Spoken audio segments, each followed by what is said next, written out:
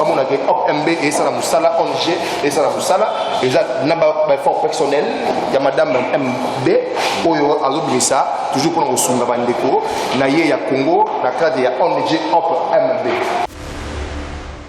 Critère nini ya Hop MB suma ka pesa ka soumettre à ONG Hop MB. Critère nini ya Batou Oyo, Asbel Oyo suma. Exactement, c'est une très importante question. Hop MB, oui, là qui c'est toujours espoir. MB là qui c'est numéro de Bondedi. Donc ONG Oyo, ils a juste pour aider ma fille. Ma fille mère, voilà. Ma adolescente. Voilà. On a mis pour aider ma fille parce que moi si elle est Azali pour créer base ya makambo pour aider moi si tant on a déjà comme si vos femmes arrivent déjà pour gérer société. Donc ONG Oyo, ils a basé sur pour aider, pour éduquer, pour épanouir, pour former. Objectif, mission la question de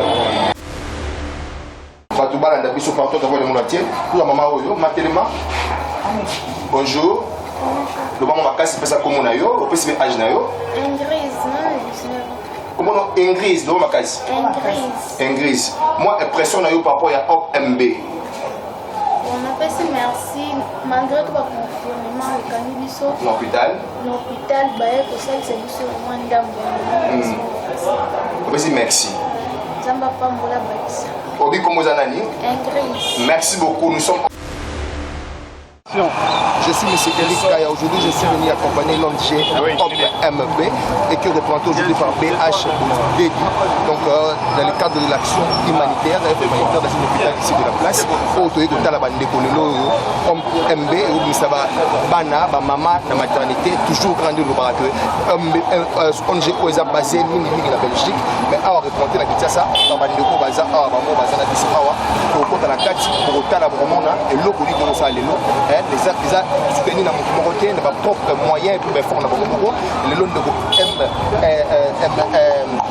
BH, Azana Bissou d'aller chercher la communication, il y a Hop MB Oyo, il y a tous en awa, tout le monde mais quand vous soyez moi mouké, toute la position et l'ornité au salaire. Bonjour. Bonjour Eric. Je rappelle qu'il va charger des communications et médias, il y a l'association Oyo, il y a ONG Oyo Hop MB. Les lots et l'autre on est de Rosala A, la personne bon, les lots d'abord tout ça ONG Hop MB de Ozoloba en sigle, mais en intégralité ça Hop Mero de Bondedi, les ONG. Objectif nango, mission nango ezali pour le développement, l'éducation, formation, il y a bana basi. Voilà. Donc la jeune fille. Tout ça basé pour pour aider, pour former, pour aider les jeunes filles. La jeune fille pour aider les filles mères, par rapport à la situation financière. Les objectifs de la ONG, il y a une présence de je rappelle que l'ONG Hop MB prendra en charge les autres supporter plus de 15 personnes dans la maternité. Pour autant, l'émission, on a différentes chaînes partenaires comme Kin 24, Netflix Télévision et puis pas Yemoko. Les boss, il y a chaîne naïe, pas Zawana, pour nous en partout. Mais tout le monde a envoyé Hop MB, action au ça les ONG, qui est derrière vous? Bon, qui est derrière nous pour le Bezaka Nzambe parce que vous avez un thème à Rusunga Bandeko, il faut avoir un thème à Bonzambe. Nzambe n'a pas de manabiso, n'a pas la concevoir l'idée où on a créé ONG Oyo à la personne de Mero de Bondedi. Nous rappelons qu'elle est basée à Bruxelles précisément. La CHP qu'on a zali. La CHP zali na Royaume Belgique. Yende na mutemane munene mutasali organisation ONG Oyo. Nde omoni biso tozana pour accomplir kaka baide na. Merci beaucoup. Moi je demanderai à tous ces amis qui sont à travers le monde entier de vivre l'essence à live. Et là pour ONG Hop MB au côté de la carte bande ko meko lo bana mo suka hein c'est dossier ici action. On entend de continuer avec plaisir en direct de cette chaîne.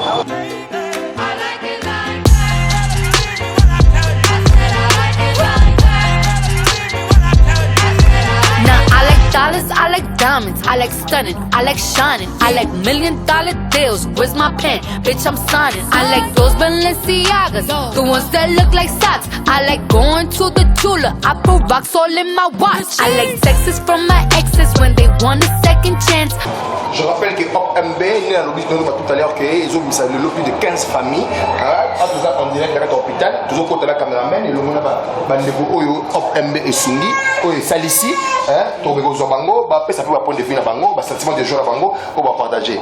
Maman, bonjour. Bonjour, papa. Tu es en direct de Netflix Télévision, aussi le Congo Focus News, Congo Kin 24.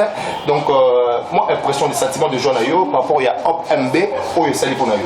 Na remercier mingi ONG na oyo asali biso aye kosunga biso na kati na hôpital yango to remercier mingi na oyo bapesi biso nzambe apambola mpe abakisa ebele Nzambe apambola abakisa ebele, c'est-à-dire bino mozomona donc MB rien à dire musala esalema ndeko ozama pasa buki boti mapasa mwana yo musuye yo ozape mama oyo parce que objectivité ya MB lobaki pe ko seni ba fille mère donc yango wana otali que ndeko bonjour ozali moi impression na yo par rapport ya Hop MB et lo osali pour na yo opesi comment na opesi âge na yo comme la Rit nazala 23 ans matama volume comme la Rit nazala 23 ans na CP na o esali basuni ngai malgré na o na tia mutema teme nzamba suni nzamba sungi yo pambola Hop MB ndamba pambola ngo apambola ma MB ba ke liboso esuka ate ekoma ya munene koleka.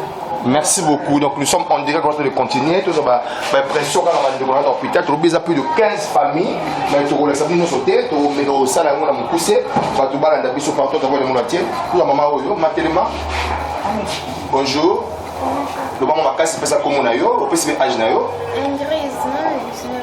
Comment on Ingrid non ma casse. Ingrid. Moi impression na yo par rapport à Hop MB. On appelle ça merci malgré tout le confinement le canibiso L'hôpital baye ko salisa biso mwanda mbona merci merci zamba pambola bakisa Obi Komozanani. Merci beaucoup. Nous sommes en train de continuer avec cameraman Tobi Danase. On va faire des Moussou Banase. Nera Tolomaki avec plaisir. Donc, vous remarquez que nous sommes dans la deuxième salle. Tout côté de la deuxième salle, nous avons des Moussou sur Abassi Bazawa. Toujours dans le cadre de l'action. Il y a ONG Hop MB, de la action d'amour. On a plus de 15 familles, mais on va essayer de illustrer les images à tricophilie. Le bateau va mis sur l'hôpital.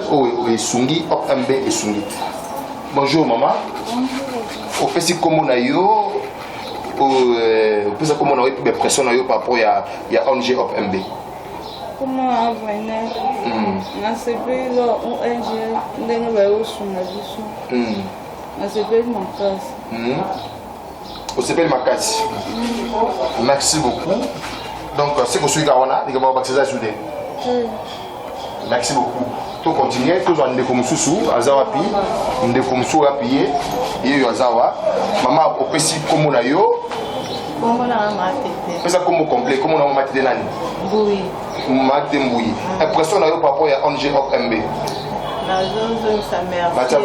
Merci Ebele, mingi merci pour la ONG makambo ya sali asubi biso makasi so asali boye ata bajour mosusu wana tokosepela makasi. Ah, soka ça a continué comme ça la boye. Mikolo nyonso tokosepela makasi.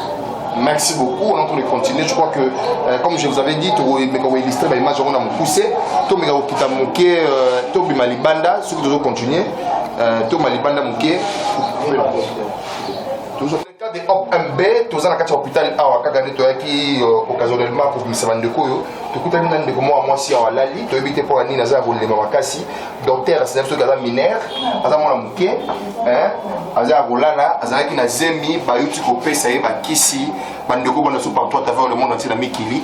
Donc Azar a une difficulté Mouké, on met au soleil, mon couteau, Banan Kane, pour mes années, pour tout le Québec, quand même, toujours dans Hop MB, ONG.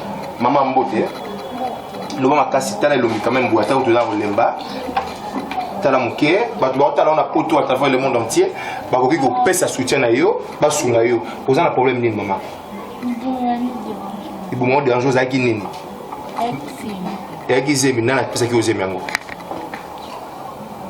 le moment makasi ba tu ba tala partout à travers le monde entier ozali sungi ya facile a on a MB Hop MB et ko sunga yo équipé très bien le batala nga koto Tala. Vous avez âge nini? Vous avez 16 ans. Vous parlez français? Au français, tu as la caméra. Je rappelle que nous sommes en direct de l'hôpital avec BH, il est le représentant. À travers le monde entier, on a toujours MB, tout ça, MB apporté. Ce que les amis au salini du pauvre de Bompazi. Il y a des enjeux. On appelle ça comme qui sont là. Bon, vous avez une passe. Mobile nous a agi. Mobile nous a payé. Mobile nous a agi. Aza siko wapi. Siko bateau bazo talayo na partout à travers le monde entier. Maman MB azo talayo hop. ONG hop MB et do talayo message nous relancer naie.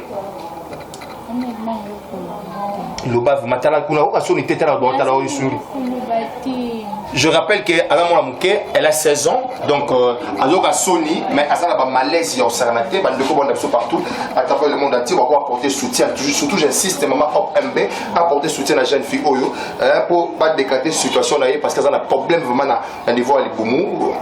Nous on a 16 ans, on PC Kisi, où ils ont l'âge d'été. Donc vous remarquez que vraiment il y a autre chose à l'obaté, à problème qu'on l'obaté, tout ça qui appelle là. Toujours, surtout la maman MB, maman Hop, ONG Hop MB, maman MB en dehors de la Bruxelles. Ce qui résout des problèmes. Tout le monde a milité, tout le monde a milité dans le compte, il y a Hop MB. Merci beaucoup. Donc je rappelle que comme je vais le dire tout de suite que plus de 15 familles Oyo Hop MB et suis chargé les lots la carte hôpital Oyo la direction Bokasawana donc nous avons représentant ou avons représenté les lots donc M. BH avec on remettre enveloppe officiellement avec pas de bureau docteur pour talango tout le monde exclusivité de Kenaye enveloppe on a l'accès à tout à travers le monde entier pas mon avec Hop MB et ça la Moussala ONG et ça la Moussala et ça n'a pas fort personnel il y a madame MB Oyo Azobisa toujours pour nous soutenir bandeko naye ya Congo la classe ya ONG Hop MB. Continuons avec vous.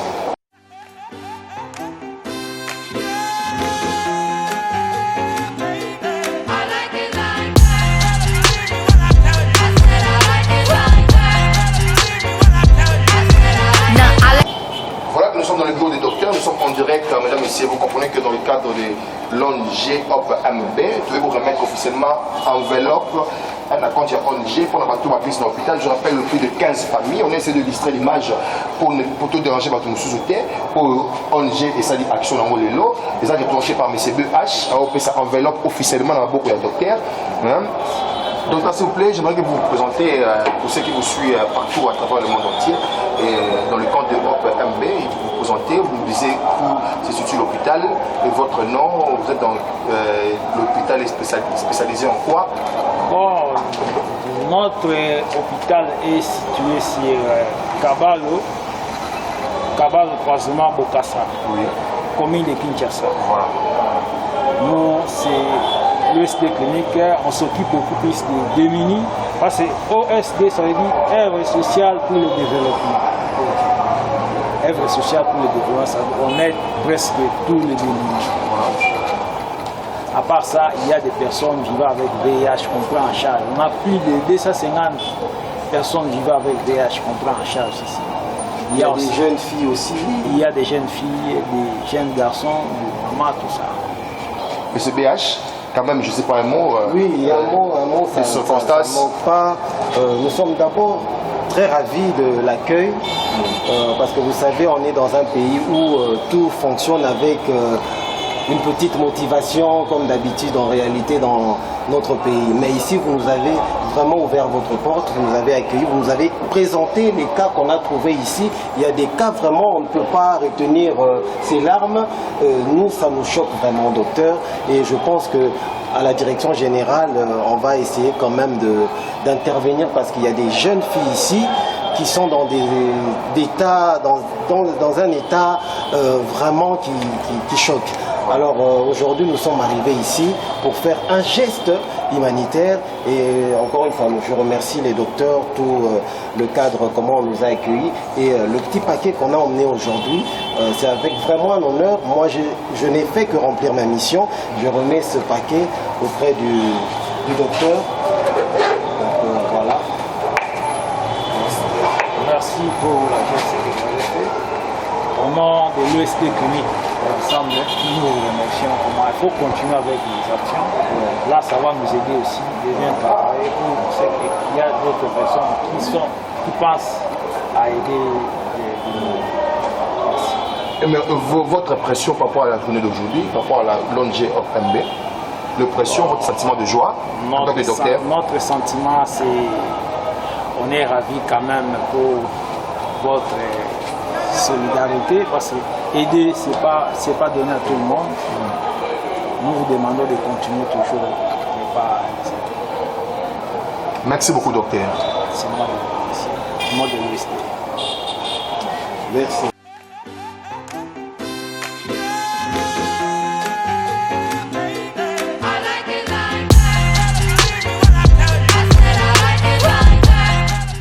De la fille mineure, quel est son cas?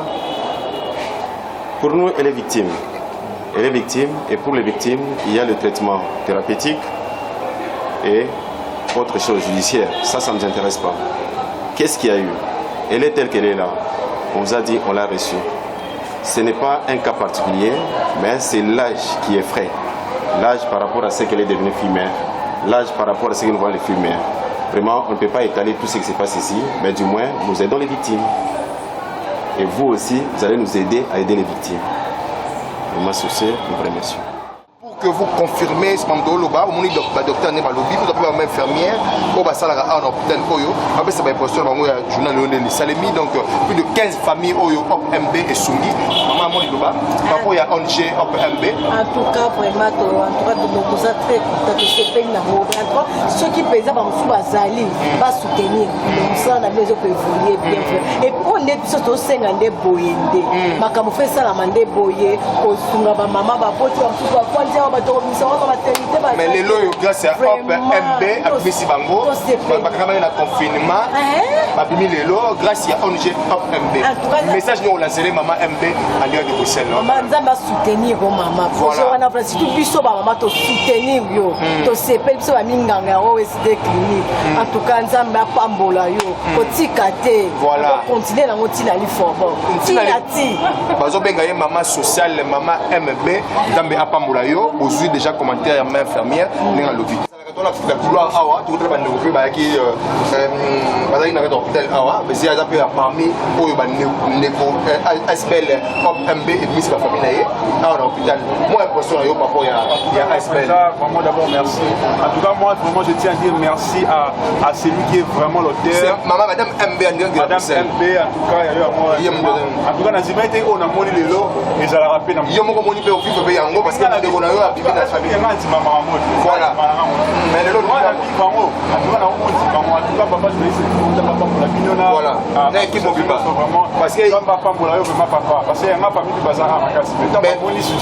voilà, rien à dire, pas trop de commentaires, on doit continuer avec plaisir. OPMB. Nous sommes arrivés à la fin, comme vous constatez, donc on dit mieux vaut la fin d'une chose que ce commencement. De l'autre, on a une carte de jour, il y a ONG OPMB, bon, on y va action et salut, comme plus de 15 familles OPMB est en charge de l'hôpital. Nous avons des accompagnés qui biso, donc on a bango et longo, on a nous ça bango ensemble, après ça mon lidoba par rapport à la journée de l'équipe, on a maman, pour se présenter aussi comme on a eu, on va alors porter le monde entier, et puis aussi mon impression, on a pour journal là. Merci beaucoup, la CPD. Nga comme on a réussi ici donc dans une association il y a ONG MMOP donc il y a qui ça va tout dans l'hôpital avec des difficultés donc il y a qui pour soutenir quand même pour balela qui toyoka qui belé on toyaki mais dossier ngana ba oyo pe mususu ba moni bazana la possibilité mais bon on est le ressent na côté place tia makoki ezali awa na ONG na biso oui to sunga donc c'est vraiment important c'est ça. Merci beaucoup. Donc toujours la suivante toujours madame elle va se présenter pour la droite là se présenter aussi comme on a eu puis impression là par rapport à la journée là la carte de SPL OPMB. Ok, merci beaucoup. Comme on a maman ici, Boulou, na sepeli vraiment lolo na oyo ONG esali MB esali. En tout cas, ezala kaka ya suka te ponde to yelo na hôpital au OSD apona ko suba ba ninga mususu. To sana ba fumeur awa ebele ba boti mibali pe bazaya malonga te et puis ba musu ba kanga maki suite be ya confinement ou en tout cas difficulté ezaki makasi. Ba musu ba sali ba un mois na hôpital awa ba musu ba sali te parce que mboko ezalaki te.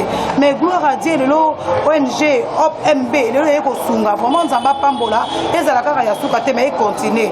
Mais nazo senga na batu nyonso oyo moni ko za na mo makoki na yo. Tamzo za ndika moko sala na ngoto luke tom soit ko bebisa ko na ba boîte ko ke ko mela masanga. Malambo ya na place esika boye ko sunga ko di ke nzambe pe lobi ya ko ba ko sunga yo. Vraiment na sepende o nengana lo kaka yango. Merci beaucoup maman. To continue dans biso pe ya na cadre kaka nezala ki équipe qui est tellement costaud. Il y a hop MB tout une déco après ça ba impression na ye pour et puis la fin par rapport à une journée l'équipe.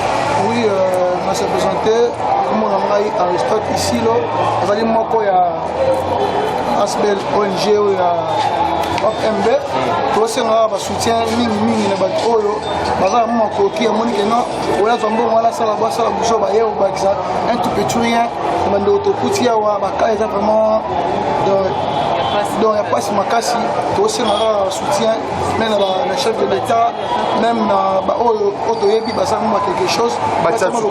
Mbongo na bango na MB parce que on peut MB. Parce que Babilo est ça donc on est soit Oloni, merci beaucoup. Merci vraiment. Merci beaucoup maman, au plaisir comme on a eu. Et puis moi, impression on a eu par rapport à journée. Merci beaucoup, on a comme on a toujours dans les cadres et ONG, comme on est nous sommes là pour aider les filles mères. Au Baboti, quand on a la maternité, vu aussi le confinement, au Bamon, au PZPT, les hommes sont des irresponsables, en charge. Donc, nous sommes là pour aider Bango, pour la maternité. Donc, c'est un peu ça. Donc, quand on est dans les Baboti Koloba, tout ça, plus n'a pas soutien à Bino. Quand on est dans le bac, nous savons ce qu'on a mis sous thé. Nous avons 5, nous avons commandé ce qu'on a mis. Donc, tout ça, plus n'a pas ça, il y a aide à Bino, bateau Gozali, on a ce qu'on soutenir financièrement, en tout cas, et ça, la biseau bien. Merci beaucoup. Merci beaucoup. Notre continue. Je crois que je vais chuter avec le chargé de communication. Il était le représentant légal aujourd'hui. Il s'appelle M. BH. M. BH, je crois votre sentiment de jour aujourd'hui pour cette journée. Ouais, en tout cas, je suis très ravi. Ça fait toujours plaisir d'aider les autres. Voilà. Parce qu'on retourne dans les ça. On a lancé un message dans la Lingala, voilà. En tout cas, pour moi, vous allez partout dans le Kili. Vous allez de partout à travers OLED Congo TV, na Eric, Native Télévision, Congo Focus News, Congo Kin 24. Biso tuzakaka basali. Tuzana ndeko moko asalaki. Asengi to sunga to eto sali ba image ezo témoigner. Yo pozanga na mutema munene lingaka o aider moye bakate peut-être oza musika, oza peut-être na Hollande, oza peut-être na Amérique latine, oza batende no ko sala même en Australie, contacter ba numéro eza na se, tokoya to sala don na yo, tokoya to kopesa, to sala kaka bien parce que to sunga eza kozala na mutema malamu. Donc to remercier avant remercier critère nini ya OMB suma ka pesa ka lusuni na bango on dit OMB critère nini ya bato oyo aspect oyo suma exactement c'est une très importante question là OMB oyo la kisi toujours espoir MB la kisi numéro de Bondeli donc ONG oyo eza juste pour aider ba fille mère, voilà. Ma adolescente. Voilà. On a dit pour aider ma fille parce que moi si elle est azali pour créer base ya makambo nyonso. Pour aider moi si tant azoko on a déjà comme si vos femmes a déjà pour gérer société. Donc ONG oyo est basé sur pour aider, pour éduquer, pour épanouir, pour former. Objectif, mission la question. Merci beaucoup un dernier mot. Un dernier mot, on a remercié par bien surtout Tchaki quelque chose pour la action précisément à la numéro de Bondedi. Maman continue, ça là, nous avons besoin de se lever, bateau baza pembeni na ba monipe atoyo ba aider pas pousser pour na kosala makambo en tout cas nzambe a aider au makasi. Ngai na sali juste pour ifali na sala, la sepeli makasi na ndeko pesi na confiance, la sali mambo tindaki ya wana l'équipe. Alors la prochaine année te ezalaka lisuka boye tosala lisusu tosala elekala mingi belé et osala kaka bien. Ngapa napesi mingi merci na mama MB parce que yende olakisi na Belgique wana na Bruxelles pour batu ya bongo mingi bazaka suke lokola yo na sengi na bana poto ebele bana mokili mobima travers le monde entier pour soutenir mama MB parce que mbongo na ye aboyi kotia ngo na mabanga aboyi kotia ngo na musique aboyi kotia yango na bilamba mais aussi pour la mbongo na yaka bona na batu ya pasi ya sunga batu ya pasi et c'est le moment malamu to pesi mingi merci na ye. Je dis merci également à cette équipe qui a réalisé cette émission pour cet après-midi. Je dis merci également à BH dans le compte de OLED de télévision. Je dis merci à Netic Télévision pour mon image journal Congo Focus News ainsi que Congo Kin 24 avec l'exigité bel et bien votre humble serviteur, le pape de la presse, Eric Kaya, l'archevêque de la presse, le journaliste international, Minga Odobozate, Malano sur Poto, exemple Malam Orande à MB, Maman Emerode Bondedi. Au revoir.